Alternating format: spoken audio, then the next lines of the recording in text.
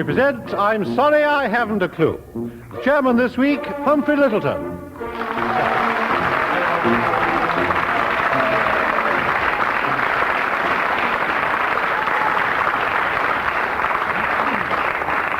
Hello again. Well, this, for want of any mentionable description, is a panel game involving on one side John Cleese and Graeme Garden.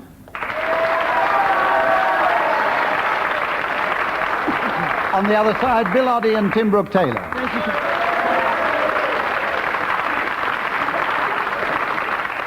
I have in one hand a sheaf of intellectual problems and a score sheet, and in the other a buzzer with which I shall vainly hope to control the proceedings. And here we have the first round in which the teams blend or insult, whichever way you look at it, the talents of Matt Munro and Percy Edwards, singing a duet as animals, which I shall specify. I shall judge this round on intonation, expression, and diction.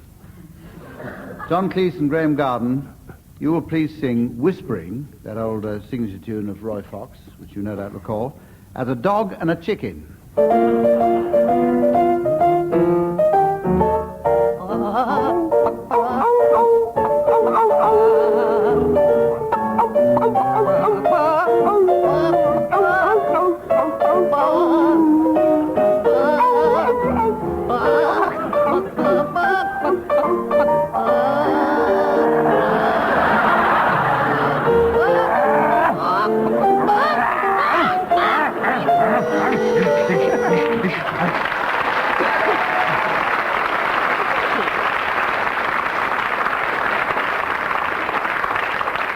I had to stop that one before John Cleese bit a piece out of the microphone. Bill and Tim, your tune is Tiger Rag, to be sung, please, as Tiger? A duck and a sheep.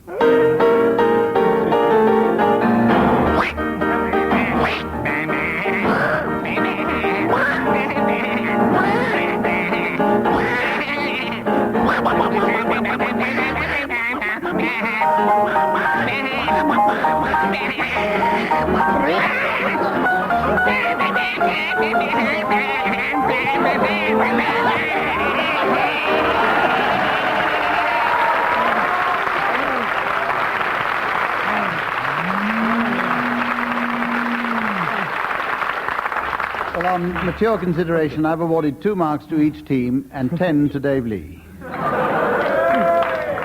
Here's where I tell you that at the very end of the program, the teams are going to be asked to announce people with silly names, and to give the players time to think them up now, I shall be announcing right now that the silly names have to be appropriate to late arrivals at the doctor's ball. So they can ponder on that if they have a moment's time.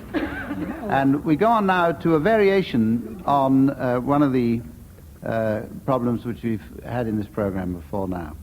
And in this round, each team will be asked, instead of reading an excerpt from the classics, they'll be asked to sing one in operatic style.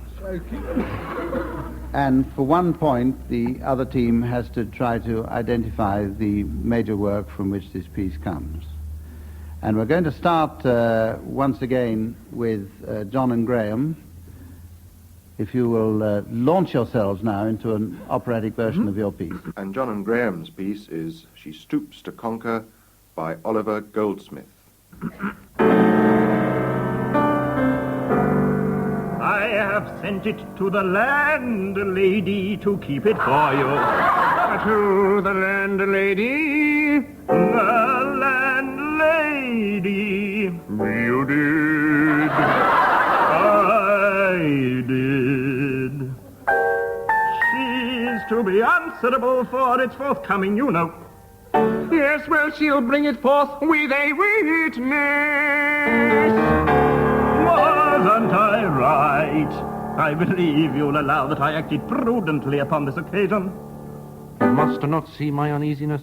You seem a little disconcerted, though. Well, methinks, sure nothing has happened? No, nothing. Nothing was in better spirits in all my life. And so you left it with the landlady. The landlady, who no doubt very readily undertook the charge. Rather too readily. She not only kept the casket, but through her great precaution was going to keep the messenger too.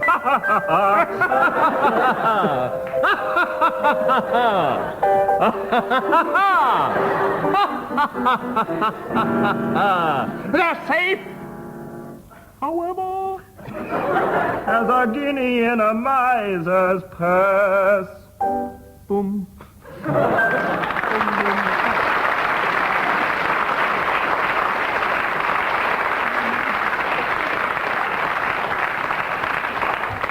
Well, I was expecting a duet. That turned out to be a trio there between John Cleese, Graeme Garden and Brenda Guthridge. And I mean, for 1 mark now, we asked the opposite team, Bill Oddie and Tim Brooke-Taylor, to identify the work from which that came. Hair? I recognised the opera The Landlady, but I didn't get... Who wrote that? Puccini's Landlady? There was a rather... No, I'm thinking of Verdi's mother-in-law, actually. I would say it was restoration. Yes. Aside from that, which was the clue, there was an aside. Aside, like that, yeah. Now, it's up to Bill, who's got an English degree, to tell me one restoration dramatist. The Landlady, by Sheridan. Yeah? Not Sheridan. Not the Sheridan. Not that Sheridan. Not that one. No. It's not another Sheridan, is it? 5 A bit seconds. of an old chestnut. Can you come up with it in 5 seconds? A bit of an old chestnut. Old chestnut. Jack Conker! She stoops to chestnut.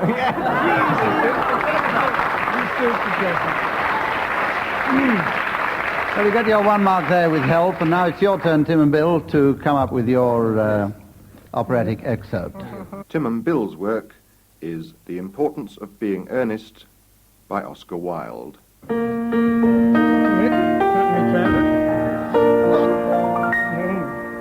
Where have you been since last Thursday?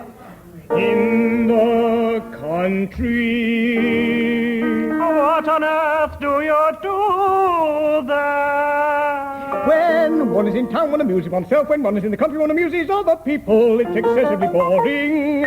And who are the people you amuse? The people I amuse. Oh, neighbors, neighbors, neighbors, neighbors. They are the people you amuse.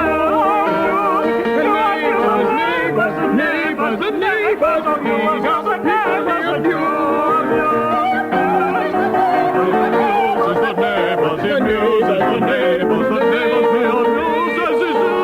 all together now. Neighbors, the neighbors, the neighbors, the neighbors. He amuses the neighbors, but not the audience.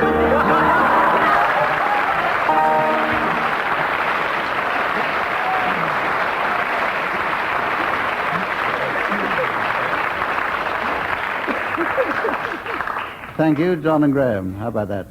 The importance of being earnest. Can you tell me which act? Act 1, scene 1. Is it? Act 1. Yeah. Act 1. You've heard that opera before. You get your 1 mark for that. Level pegging at the moment. 3 marks each for each of the teams. And this is where we have the game word for word, in which I launch the teams on a succession of words, and they have to come up with words which have absolutely no connection. The other team can press their buzzers and challenge if they can prove to me a satisfactory connection between the words. I'm going to start now with Bill Oddie. And Bill, will you start with the word rocket? Pimple. Yes? Judo instructor. John Cleese has a challenge. Some judo instructors obviously will have pimples. I would have said most, yes. Yes. 1 mark to you for that. I uphold that challenge. And now, will you say start? that about judo instructors. I'd say it about rather pathetic people, but... Let's not go into a discussion, lengthy discussion on instructors. pimples. They're tough and strong, John. To overcome their phobias about pimples. John and Graeme, starting off with John, I want you to start with the word sturgeon. Elm tree. Lobotomy. As a challenge. We've all heard of a tree sturgeon. Yes, but never an elm tree. Certainly have. Elmer tree. We certainly have heard of a tree sturgeon. Yeah, Bill, I'll give you 1 for ingenuity there, if not for spelling. Tim Brooke-Taylor, will you start with the word badger? Ice cream.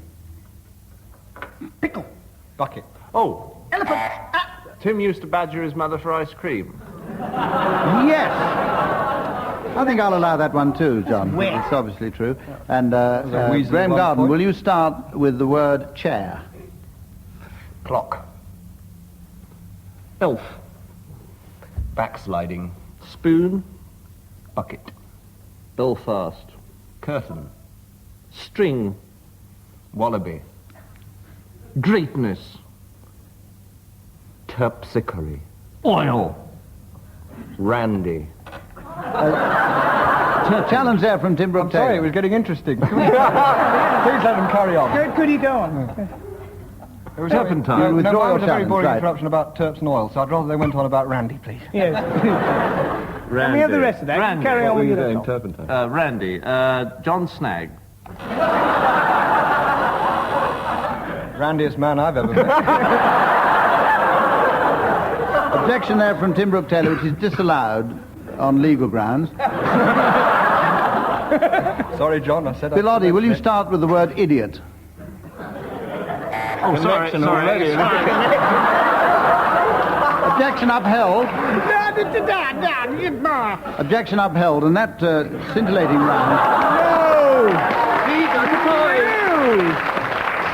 brings the score to Graeme and John 6 and Bill and Tim 5. How exciting. Now we have...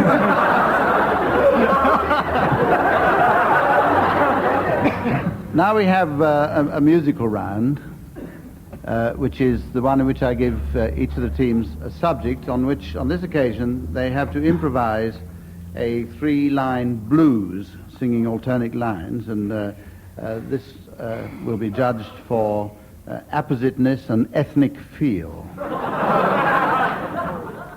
And we're going to start, I think, on this occasion with John and Graeme, and you're asked to sing a blues on the subject of Basin Street. Well,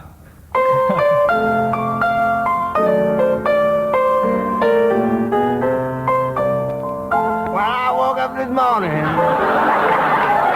I've been dreaming about Basin Street. Oh, yeah. Only because I had such a terrible pain. Where do you have the pain, baby? In my feet. Yeah. Right there in my feet. Yes, sir. So I rub in some implication To stop my feet from hurting. that's sweet.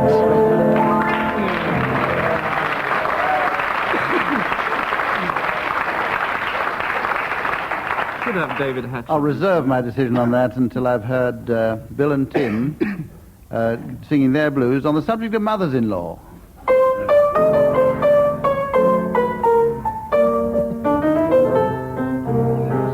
Oh, yeah. Yeah. Maybe you tell more about mother-in-law. I'll tell you about my mother-in-law. You tell her. Ah, yeah, You're baby. gonna tell me about the mother-in-law, Daddy. I woke up one morning. And my mother-in-law came to see me. Whoa! That's bad enough. Yeah, I woke up one morning. That's why I got the blues. Well, I wouldn't say my mother-in-law was ugly. But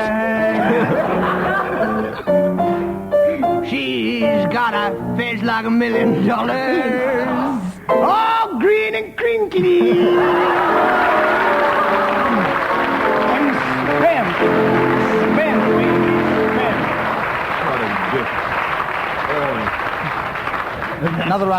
Another round of those coming up, and we'd like one from you, John and Graeme, on the subject of brain surgery.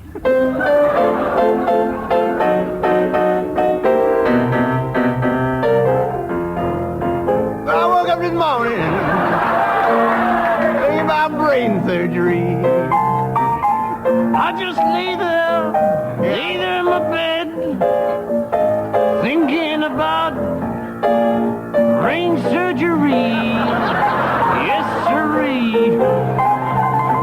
Well, I don't know what to make of it.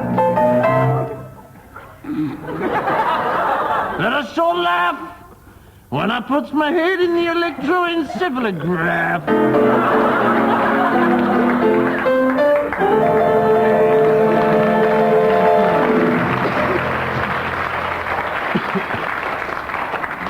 And one from Bill and Tim, please, on the boat race. All right, let's go to boat race blue. Everybody join in the chorus when we get... Make it nice, easy rhyme, Dad. Whoa! I woke up this morning. About 10 o'clock, I had a smile on my face. Yes, I did. I had a smile on my face. Here's a novelty. You woke up this morning. I woke up... I did too, and I went down to see the boat race. Oh, that's convenient. That's what we're singing about. Oh, really? Yeah. And I picked up an oar. And took her back. And took her back to my place.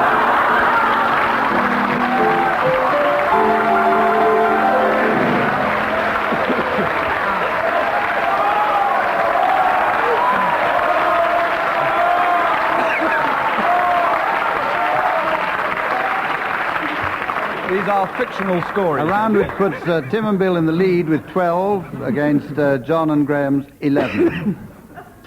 Now there's a round coming up now which I call, for want of a better name, Come Back, Mantovani, All Is Forgiven. This is where I'm going to ask each team to come in turn to the center of the stage and to play a duet on the violin and the Swanee whistle. And we have the loan of a Stradivarius from the BBC for this purpose. And the object of this game is that I have to guess or otherwise find out what particular tune they're playing. First up, I think we'll have John and Graeme.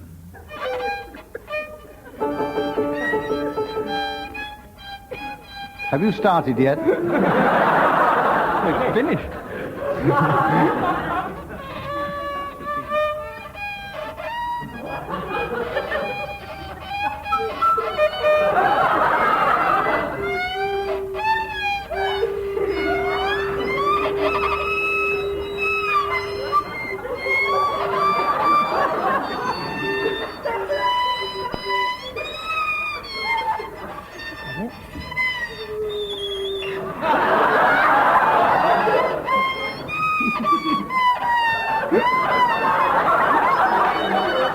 All right, I'll talk.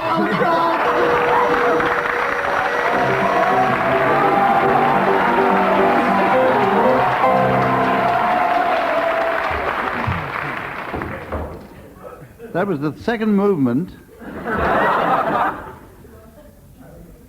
of a piece called Silent Night, and I wish it was, right? Oh, very good. I'm going to give them 2 marks for making that recognizable. Two strings on it.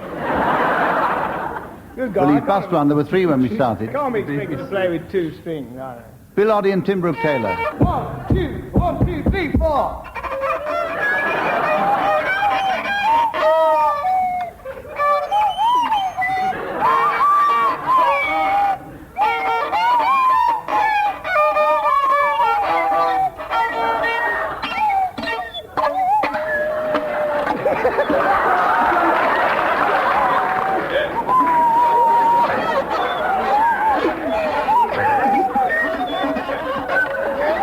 There goes another string. He's going on. This boy doesn't know when he's beaten.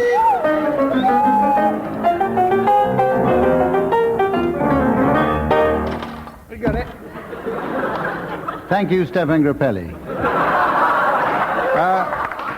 I'm a bit dubious about this one. I've got to put down 1 or 2 selections. No, don't do it again, please. Nola? No. No mark. Beethoven's Pastoral. Mersey Dotes. Closer. I still can't get it. It was actually The Beatles. the Beatles from me to you. And you can keep it. Right, well, that puts John and Graeme now in the lead, 13 to Tim and Bill's 12. And we hurry on to the round of impersonations. in which one member from each team is asked to impersonate a well-known person, impersonating another well-known person, reciting a nursery rhyme. We're going to start this occasion with John Cleese, who's going to be asked to impersonate Jimmy Clitheroe, impersonating Alan Wicker, reciting 4 and 20 Blackbirds. Hello, fish face.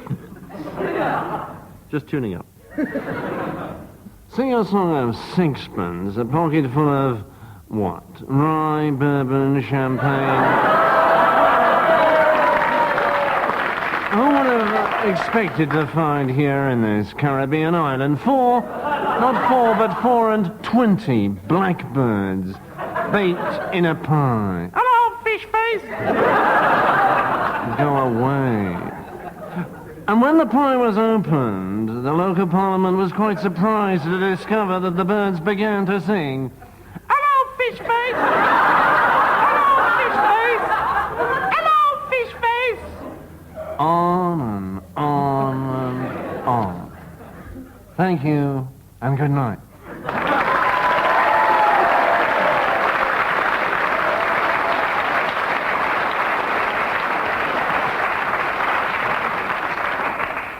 Well, on audience reaction, I think you get a couple of marks for that one. This is where we ask Tim Brooke-Taylor now to do his impersonation of Lady Bracknell, impersonating Long John Silver,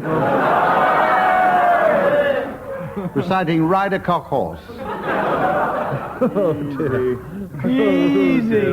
Easy. After you, John. Thank you, ma'am. Ride a cart horse to Banbury Cross, and I'm very cross at the moment. To see a fine lady upon a white horse. She'll have something on her fingers and something on her toes. And she shall have music wherever She goes and I go.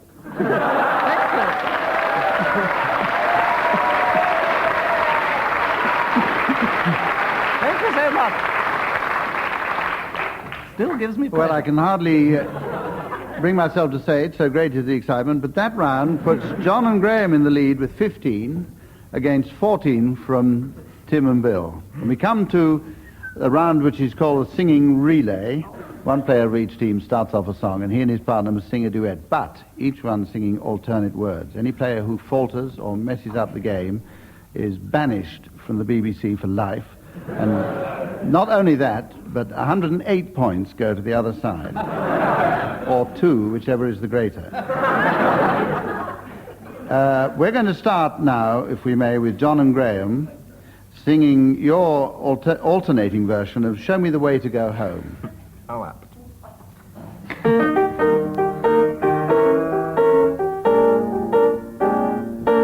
Show me the way to go home. I'm tired and I want to go to bed. I had a little drink about an hour ago, and it's gone right to my head.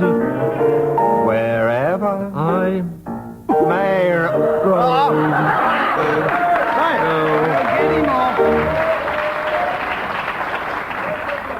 We'll give you 6 out of 108 for that.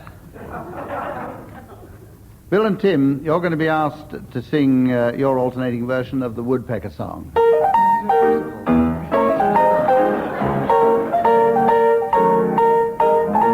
ha ha ha ha ha ha ha ha ha. That's the Woody Woodpecker song. Ha ha ha ha ha ha ha ha ha ha. He's up. Rotten! Appalling! God! Well, you didn't get as far as the others. You can We weren't singing the regain. same song. You can regain some marks if you can manage to sing that one at twice the tempo.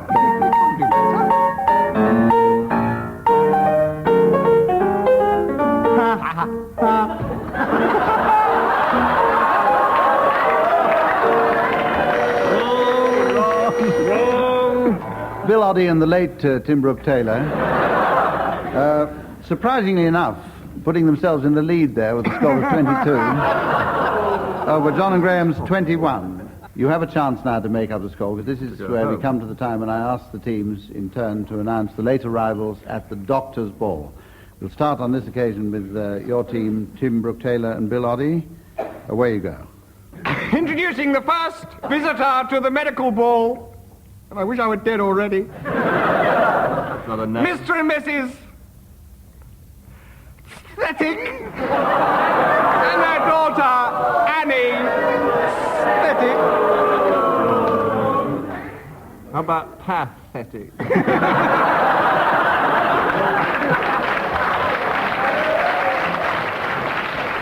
John Cleese. Pathetic. Mr. and Mrs. Dinderhead and their son, Carl Dinderhead. The next arrival at the Doctor's Ball from the north of England with a northern accent, Uncle Biotic and Antibiotic. Graeme? Mr. and Mrs. Ake and their son, Tommy Ake. And the late arrival, Mr. and Mrs. Cillin and their daughter, Penelope. Penelope. So familiar. Penny. Any advance on Any more? Penelope Mr. Silly? and Mrs. Owen Agnosis. And their son, Emrys Agnosis. Closely followed by a couple from Africa. Except that their son's been anglicised a bit, educated at Oxford. Mr. and Mrs. Nicological Ward, and their son, Guy Nicological Ward. This is where And I have also, from last week, Farmer Giles and his chicken pox.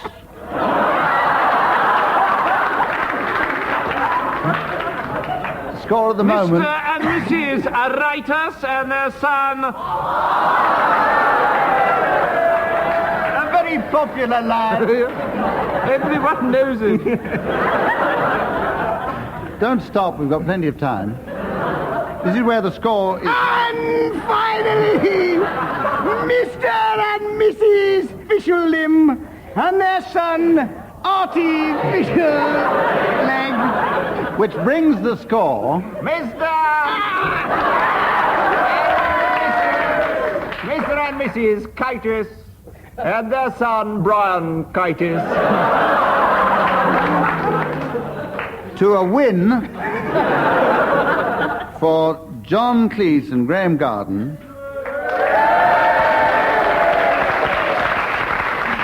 For 32 1/16 over Tim and Bill with a score of 33. And now, and you can work that one out. It's time for me to say that it's the end of our session for tonight, and on behalf of our musical accompanist, David Lee,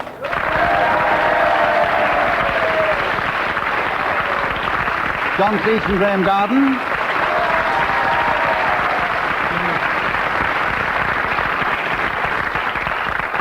Tim Brooke-Taylor and Bill Oddie,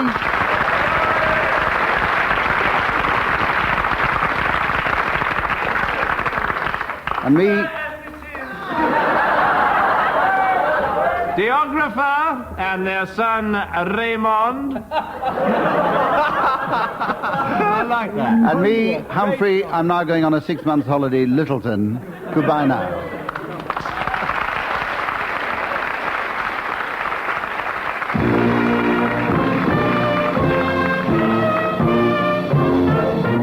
Once more, Humphrey Lyttelton says goodbye on behalf of Tim Brooke-Taylor, John Cleese, Graeme Garden, and Bill Oddie. Dave Lee was at the piano, and the producer was John Cassels.